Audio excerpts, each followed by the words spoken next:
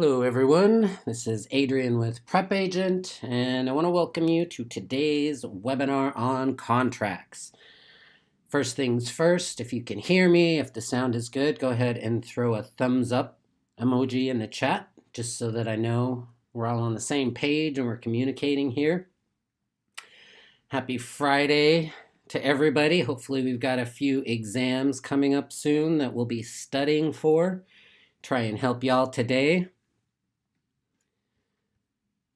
Welcome to Blanca and Rachel, and Let's Do It, and Deborah. All right, it looks like people can hear me, so we are good to go. Fantastic. So with contracts, the first thing we always want to start off with is the 4 essentials of a valid contract.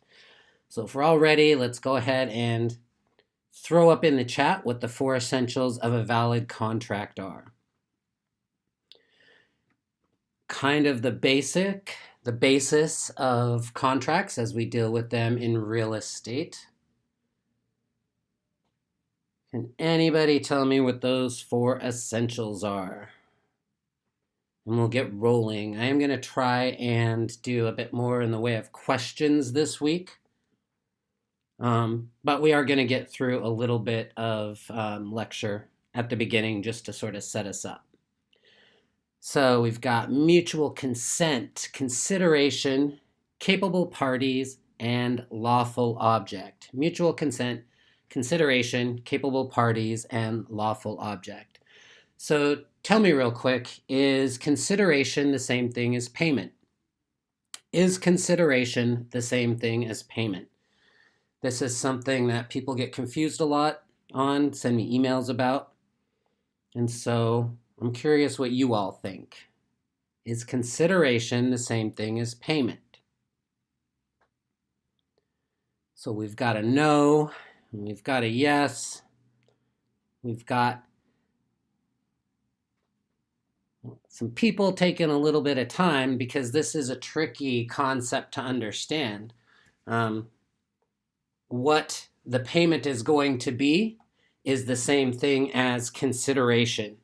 But what payment actually is, so the answer to my question is no. And the reason for that is because payment, just the word payment, insinuates that it is performance, right? So consideration is the promise to pay something. That's all you need for a valid contract, is the promise to pay something, and Joe will often use a kiss or a hug can be consideration.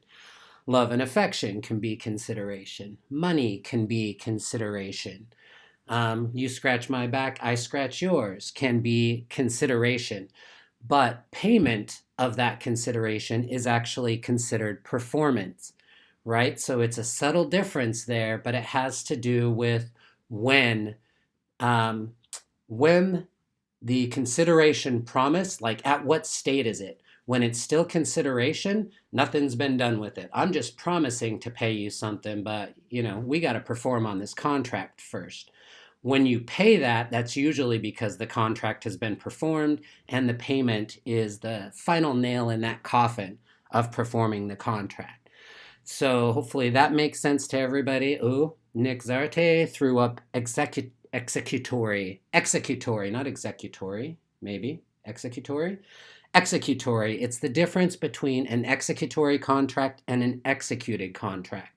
When you have the 4 essentials, capable parties, lawful object, consideration, and meeting of the minds, then you have an executory contract. When the contract has been performed and that payment has actually been paid, that consideration has been paid, then that is an executed contract. Make sense to everybody? Oh, you got that right, Nick. That was my bad, just trying to pronounce a word like executory. A lot of hard sounds in there. So I think we understand the difference between consideration and payment. Payment is actually part of performance. And the other thing that I always find to be really important that trips people up a lot is um, the consent or meeting of the minds portion of the four essentials. So we talk about consent or offer and acceptance, but how many parts are there actually to the offer and acceptance component of the four essentials of a valid contract? Hopefully that makes sense to everybody. How many how many steps are there in the consent component of the four essentials of a valid contract? What does everybody think here?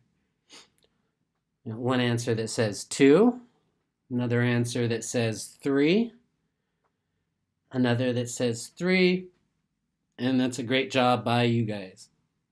There are 3 components to consent, which is also called offer and acceptance, and that's why it confuses people, because offer and acceptance are, you need those, right? You need to have an offer, you need to have somebody accept that offer, but then you also need to communicate back to the original offeror that acceptance has been completed.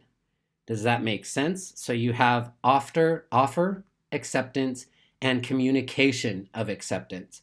So the question that trips people up on this particular concept all the time is when you have somebody, say we've got Carrie who is making an offer to Taylor on a home. So Carrie says, I'll give you $150,000 for your home. Taylor says, great. He tells the agent, great. Go ahead and let Carrie know that I accept the offer. But unfortunately, Carrie passes away when during the time that Taylor's agent is coming to let her know, or him, not sure. And so that communication of acceptance doesn't happen because Carrie is no longer around, right? So there's no valid contract. Carrie's estate is not held to perform on that contract because there is no contract. That communication of acceptance hasn't happened. And the important reason for that is because you shouldn't have to be held to a contract you didn't know you were making. Just because you made an offer on a property, if you don't know that that offer got accepted, why should you be held to that contract? Doesn't make lots of sense to me. I'm not a lawyer, so I can't really offer tons of legal advice there, but generally the legal community agrees that if you don't know you're making a deal, if you don't know that your offer has been accepted, you're not going to be held to that.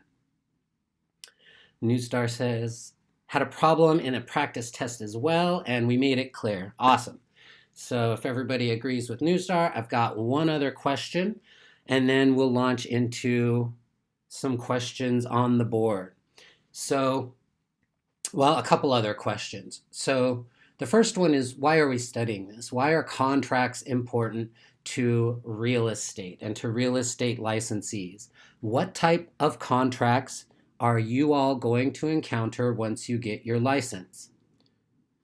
That is my question for you now. What type of contracts are you going to encounter once you get your license? What type of contracts will you be dealing with on a daily basis? Bridget threw up bilateral. Naz threw up listing contract. Absolutely. That's one of the kinds I'm looking for. So a listing contract, a 1-to-4 family residential is another type. So a purchase contract.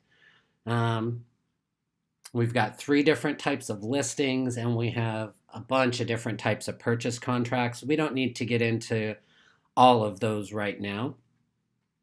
But that's the first part of this portion of the lecture, is I want to make sure that we all understand why we're studying contracts and why it's important. So the next part of this is, what types of clauses are we going to see on those contracts?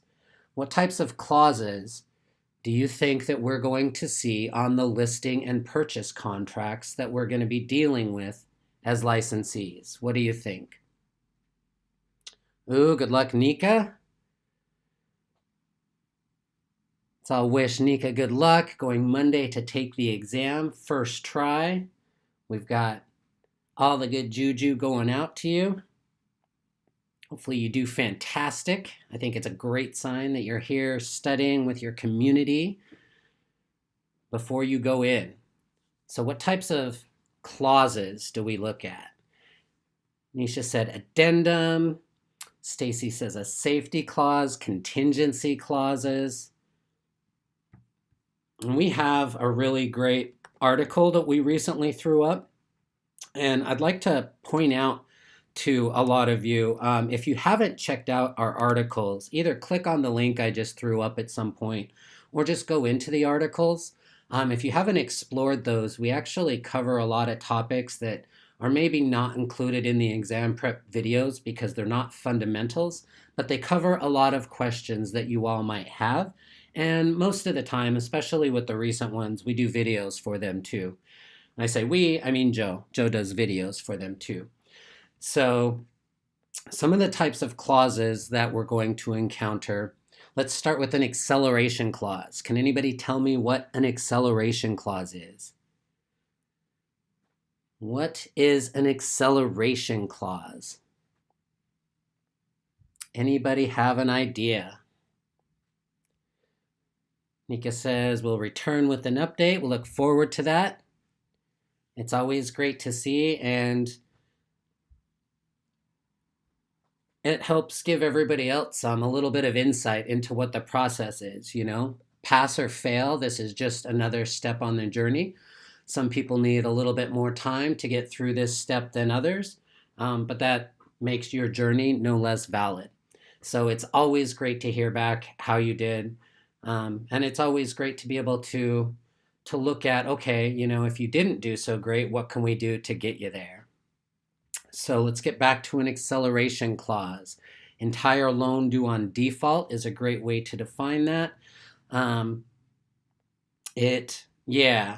think with acceleration, that's probably the best way that you want to look at it. If you have an acceleration clause in a contract, usually stipulates that the entire debt is due immediately if the borrower defaults under the terms of the contract. Now, oftentimes the terms of the contract will give you, several missed payments. But whenever you trigger that acceleration clause, they can call the entire debt due immediately. So what about a due on sale clause? What is a due on sale clause? Very similar, but different.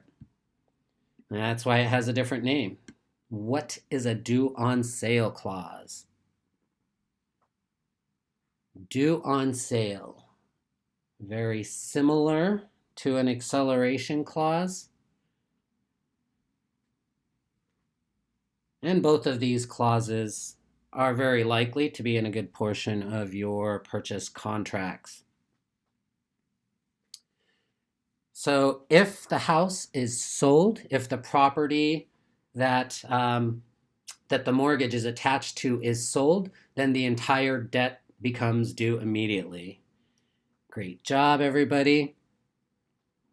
So the whole point of that is just basically saying that, like, okay, if you're going to sell this house, you can't just keep making your little mortgage payments and then say you sell a house for $100,000 and you still have $60,000 worth of mortgage on that. You can't keep that $100,000 in your bank and just keep paying your mortgage off. Most of the time, they want you to pay that mortgage completely. And the reason for that is because you no longer have the home in your possession, right? So if you're to default on your payments, then they can no longer foreclose. Well, they can because they're going to have a prior lien, but it gets really sticky and messy. So most of the time you're going to see a due on sale clause because the original mortgage lender wants to get paid back immediately if you sell the property. What about a prepayment penalty clause? Naz says the title company would send them the payoff balance. I don't have any personal knowledge about that, but it sounds like something that title companies would do. So what about a prepayment penalty clause? What is a prepayment penalty clause? We've got two more we want to get through, and then we're going to launch into questions on the board. So a prepayment penalty clause Bridget says charges a penalty for early payoff. Exactly. It allows a mortgage lender to charge an early or to charge a penalty for paying off the mortgage early. Why would they do that?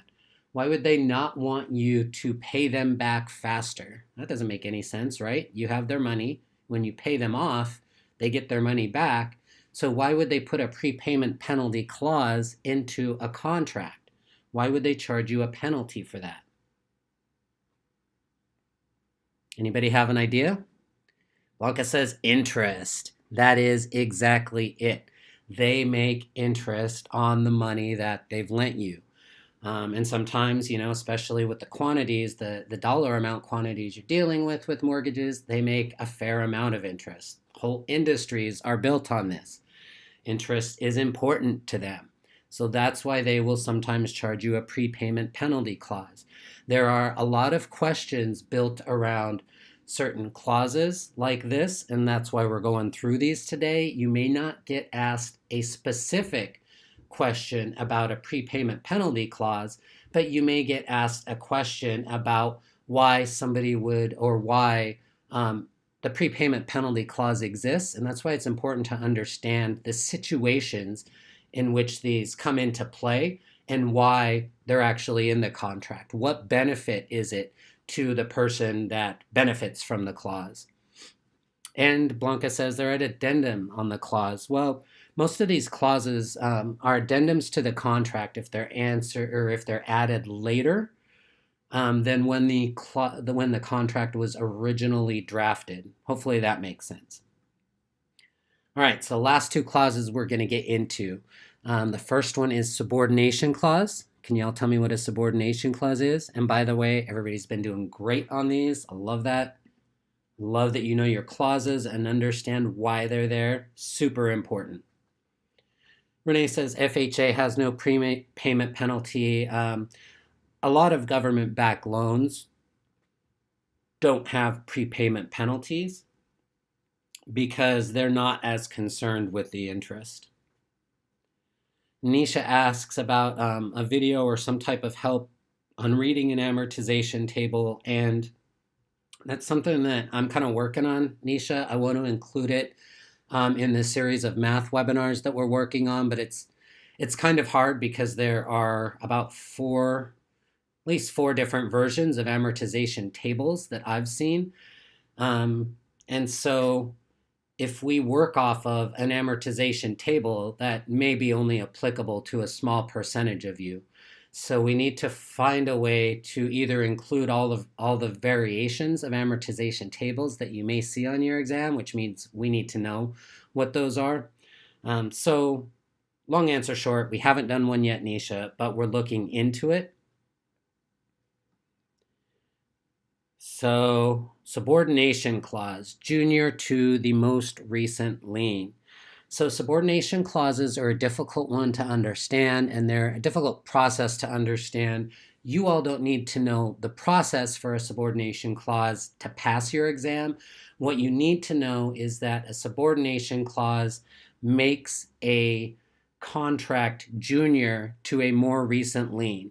So when liens are filed against a particular property, for example, the oldest lien is the one that gets paid back first, right? The date that it's recorded is how the priority of liens is determined. So generally, the oldest lien is going to get paid off first. There are some, what do you call them? Not excuses, but there are some, not examples, there are some exceptions. There are some exceptions to that rule, like tax liens, as Bo Delgado just threw out. But for the most part, if you have a subordination clause, usually they're used with refinancing liens or additional mortgages on a lien. I think refinancing is the most common because that's one situation in which you have a, what are you going to call it, a primary lien holder that is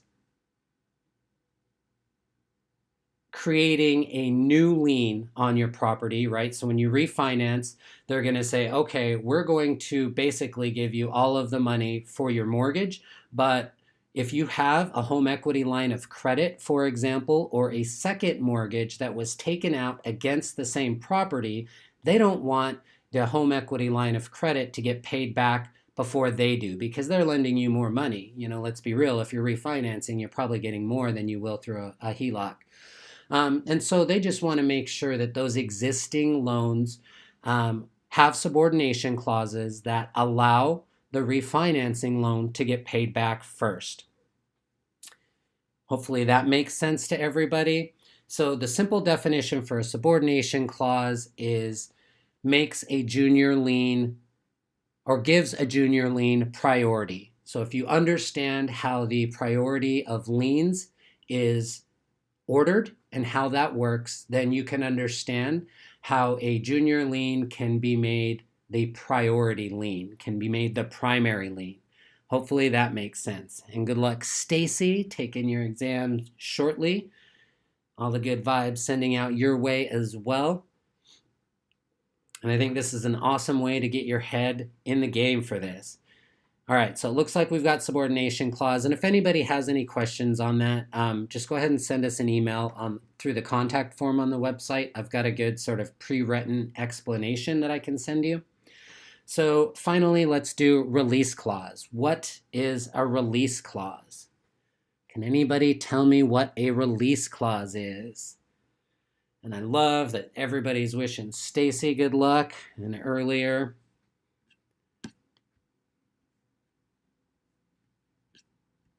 we had a lot of good lucks going out.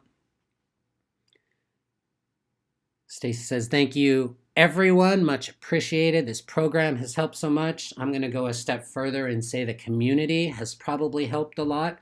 I see every day examples of our community helping each other, and that's 100% of why we do this. So a release clause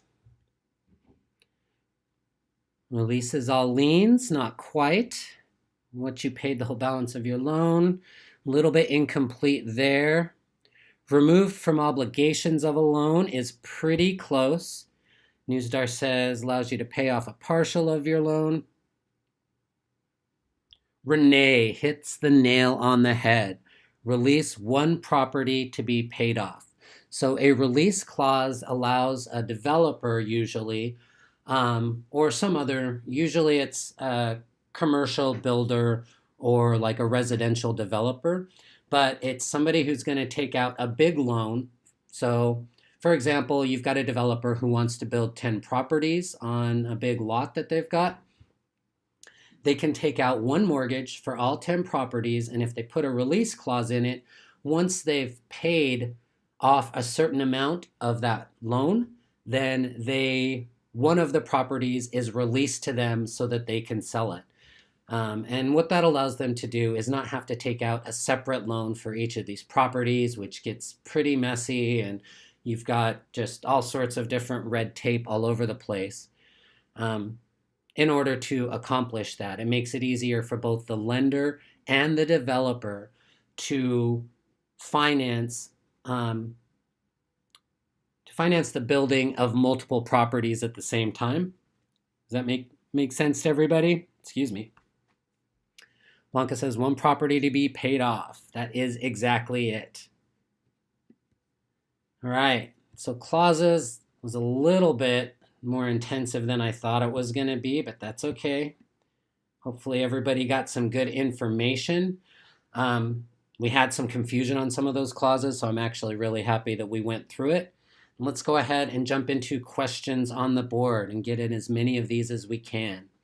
So a family rents a house from January 1st to June 30th. This is considered A, tenancy at sufferance, B, estate for years, C, tenancy at will, or D, periodic tenancy. What does everybody think about this?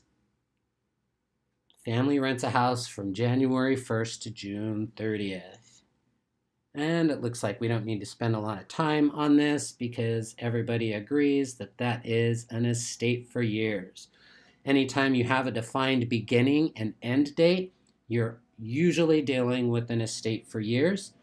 And I'd also like to point out that this is another type of contract that we forgot to mention in our opening, is that a lease is also a type of contract that you might end up dealing with depending on what part of real estate you get into. So again, with the estate for years, for those that got it wrong, that's just the beginning date and an end date. Almost every time that you have an exact beginning and end date, you're going to have an estate for years.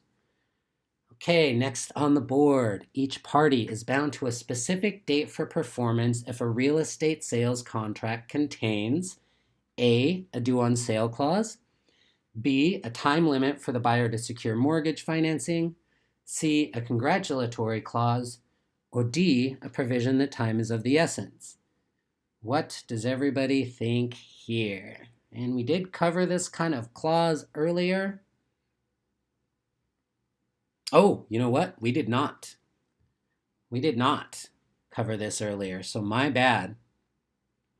My apologies if I threw anybody else off. But when each party is bound to a specific date for performance in a real estate sales contract, it means that you have a provision that time is of the essence. So I don't know that we usually speak about that as a separate clause, but basically, when you have a provision that says time is of the essence, usually you're going to have a bunch of milestone dates that your contract, that portion of the contract performance, I guess, needs to be completed by. So the short answer, or the short memory technique for time is of the essence, is ASAP. You're trying to complete this contract ASAP. That doesn't mean everybody needs to like rush it through and skip over steps, and that this needs to be done right now. Most of the time when you have time is of the essence, you have very specific date and milestones that everything needs to be done by so that closing can be accomplished before the end of the month, for example. Sometimes that's very important. Makes sense to everybody? Time is of the essence equals ASAP. Exactly. If you remember that, but also keep in mind that doesn't mean like do it messy, that you are going to have milestones that you're meeting in that as soon as possible completion of the contract. That will help you on your exam. Those two portions of that concept. All right, next on the board. A buyer has entered into an agreement with more than one buyer's agent at the same time, but owes compensation only if she uses the services of a buyer's broker.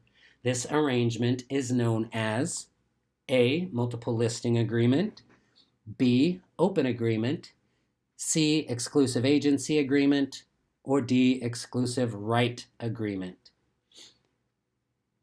What does everybody think about this one? I would say on this one, the specific terminology can vary state to state. So it's more about the concept. And the concept is very similar to when we're talking about a seller's broker. So when a buyer has entered into an agreement with more than one buyer's agent at the same time, but owes compensation only if she uses the services of one of those buyer's broker, this arrangement is known as B, an open agreement. Makes sense to everybody? An open agreement. Multiple listing is not really a type of agreement. That's just trying to fool you with the multiple listing service, right? And then exclusive agency is more about sellers. There is a similar type of agreement in most states for the agreement between a buyer and a buyer's agent, but I've never seen them called the exact same thing that they're called with sales, or with a seller. So I've never seen them called exclusive agency and exclusive right to sell. They're usually called something else. And yes, Blanca, I did try and trick you, not on purpose, but to give you that experience of having a tricky worded question or a question that's kind of vague and forces you to determine what the most correct answer is. We've seen this come up on exams in the past. And so just that sort of understanding that, like, okay, real estate isn't always black and white. Sometimes I need to choose the most correct answer, can help you on your exam. Next on the board, any advance fee contract used in connection with a real estate or business opportunity listing must include all of the following except A, the date the fee is to be paid, B, the total amount of the advance fee to be charged, C, a detailed description of the services to be performed, or D, a guarantee that the sale, lease, or exchange will be completed. So I'm going to give y'all a little hint. This one is very similar to the last one, in that it's kind of asking you to make a common sense determination based on what an advance fee contract could ask of you. So any advance fee contract used in connection with the real estate or business opportunity listing must include all of the following except D, a guarantee that the sale, lease, or exchange will be completed, because you cannot guarantee that sort of thing unless you're going to buy it yourself should something fall through, right? Makes sense? Looks like that makes sense to everybody. Great job. Y'all are rocking it today. That gives me a good feeling about these two exams that people have mentioned they have coming up, and about all of y'all too.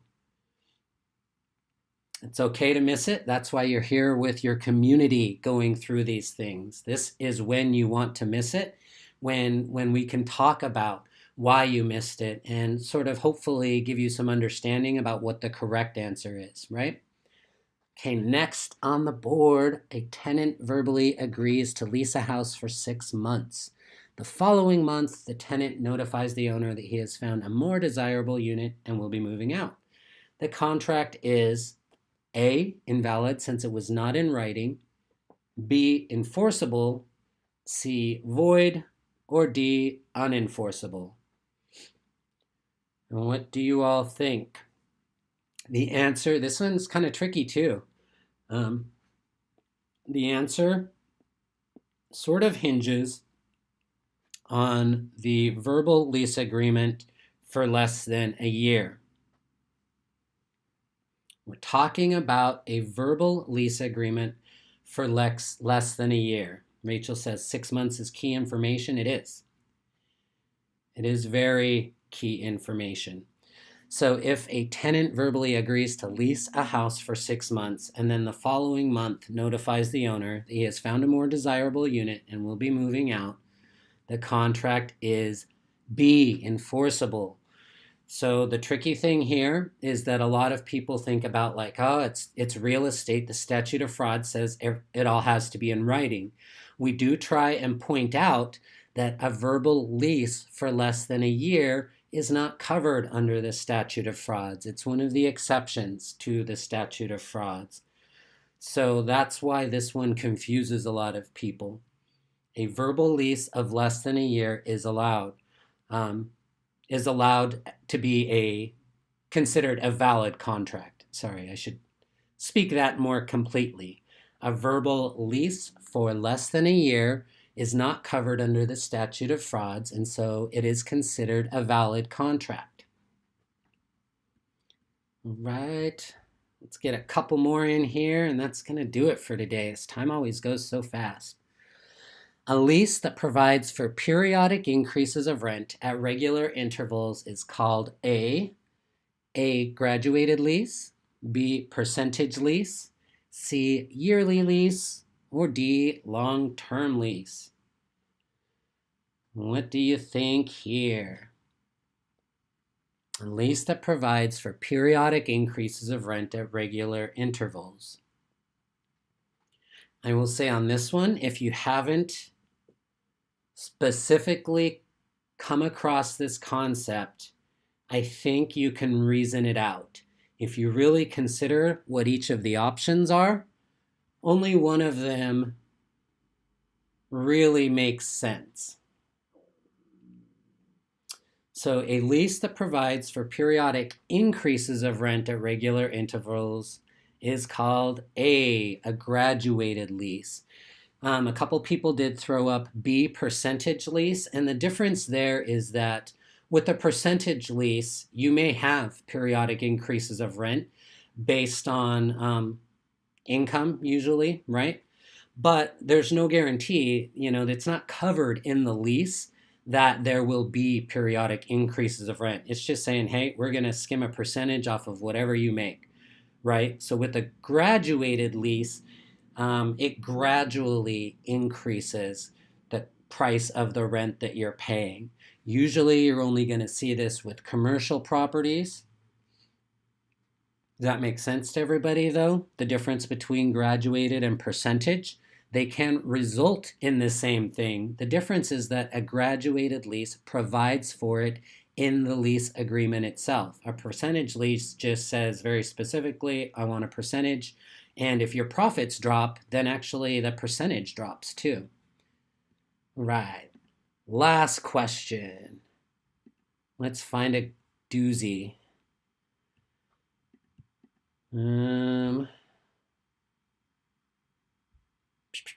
This one looks like a doozy. Owner Jones gives broker Smith a 90-day exclusive listing. 1 week later, Jones notifies broker Smith in writing that he is terminating the listing.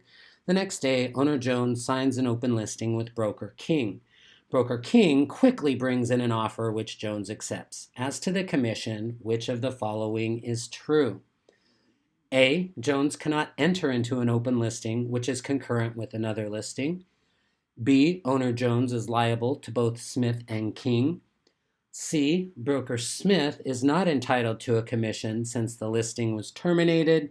Or D, King is entitled to a commission. What does everybody think here? This is another question that throws people for a loop a lot. I get a lot of questions about this through the support channels. And we will talk about why the answer is what it is. And I want to give everybody a little bit more time to get their answers up on the board. I will say that we kind of made this easy with some of our answers. Because on the exam, you're not going to have something with 2 correct answers, and we actually have 2 correct answers here. But if owner Jones gives broker Smith a 90-day exclusive listing, 1 week later, Jones notifies broker Smith in writing that he is terminating the listing. The next day, owner Jones signs an open listing with broker King. Broker King quickly brings in an offer which owner Jones accepts. As to the commission, which of the following is true? And the answer is B. Owner Jones is liable to both Smith and King. So obviously King is also entitled to a commission, but it's more correct to say that owner Jones is liable to both Smith and King. And the reason for that is that you cannot unilaterally terminate a contract, right? If you have an agreement, a bilateral agreement, which an exclusive listing is, a bilateral agreement, one person cannot just decide to unilaterally terminate that listing. Any termination of a valid contract needs to be bilateral also. It needs to be agreed upon by both parties. Does that make sense to everybody? That's the reason why? An exclusive listing is a bilateral contract. One party cannot unilaterally cancel that contract. Hopefully that makes sense to everybody. I did see a question. Rachel asks, how often do we switch the answers? So there's a couple different ways I could interpret that, Rachel, but every time you take an exam, the answers will be in a different place and your questions will come up differently. It's one of the amazing things that Arthur has done is find a way to randomize these exams without severely slowing down the testing process and how quickly things come up. But the questions are in a different order every time, and the order of the answers is different every time. And we update these consistently and regularly. So a lot of times we'll update them when we get some sort of feedback that says, this doesn't really make sense, or this has two answers that are too close to each other or too much the same. If we agree with that, and if we don't have a really strong reason for keeping things the way we are, we will update. A lot of times there's language that we want you to be introduced to before your exam so it doesn't throw you off. But most of the time, we'll just try and meet you guys in the middle and make it so you can understand what we're trying to ask you, and it's not too tricky, but we also want to prepare you for what you're going to see on the actual exam, right? So one last question, because Diana's confused. Thought the owner or seller could terminate the agent or broker on any contract. I mean, only if the contract has a provision, Diana. It's a bilateral contract, and one party to that can't just say, I'm done. Like a similar thing would be if you sign up for 2 years on your plan, on your cellular plan, so that you can get a new phone. You can't just unilaterally decide 3 months into it, you know what, like I'm good, actually. I don't really care for the phone all that much. They're not going to hold you to the terms of the full contract usually. They'll have some sort of prepayment penalty, but you can't just decide to stop paying your cell phone bill because you didn't like the phone that you chose with them. You made a bilateral agreement, and so you need to come to some sort of agreement with them to cancel it. Both sides need to agree. Does that make sense, Diana? And Bo says, unless there is a lack of performance, sure. If somebody doesn't hold up their end of the bargain, that's one thing. But what we're talking about here is one person unilaterally deciding to cancel a contract.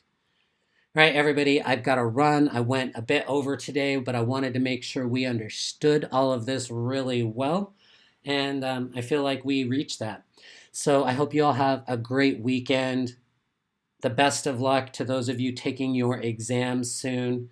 And we will be back next Monday at 9 a.m. It should be Joe on the microphone. So thanks, everybody, for your great participation and the great questions today. Hope you have a fantastic rest of your weekend. We'll see you soon. Take care.